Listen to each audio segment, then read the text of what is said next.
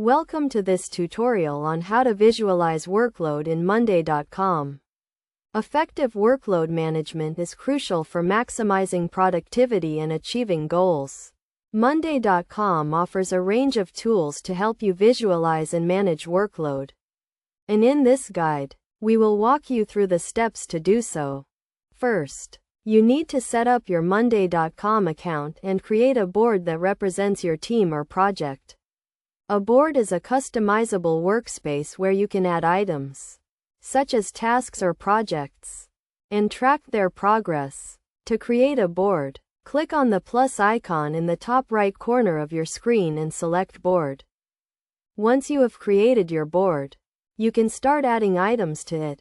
Items can represent tasks, projects, or any other unit of work that you want to track. To add an item, click on the plus icon at the top of your board and select Item. You can then fill in the details of the item, such as its name, description, and due date. To visualize workload, you need to assign items to team members and set their workload capacity.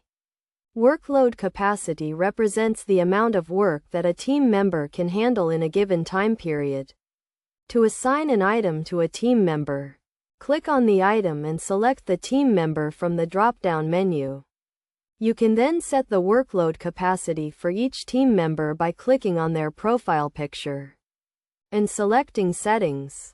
Monday.com offers a range of views to help you visualize workload, including the Workload view. The Workload view shows you a graphical representation of each team member's workload, making it easy to identify who is overloaded and who has capacity to take on more work.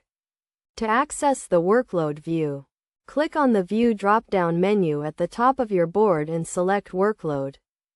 In the Workload view, you can see a chart that shows the workload of each team member over time.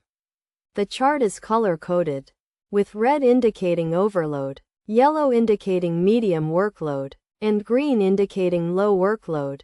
You can hover over the chart to see the details of each team member's workload, including the number of items they have assigned to them and their workload capacity.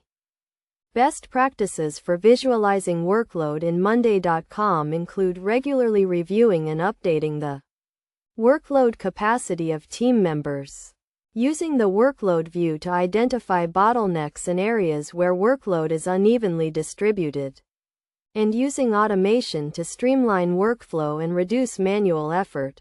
By following these best practices, you can use Monday.com to effectively visualize and manage workload, maximize productivity, and achieve your goals.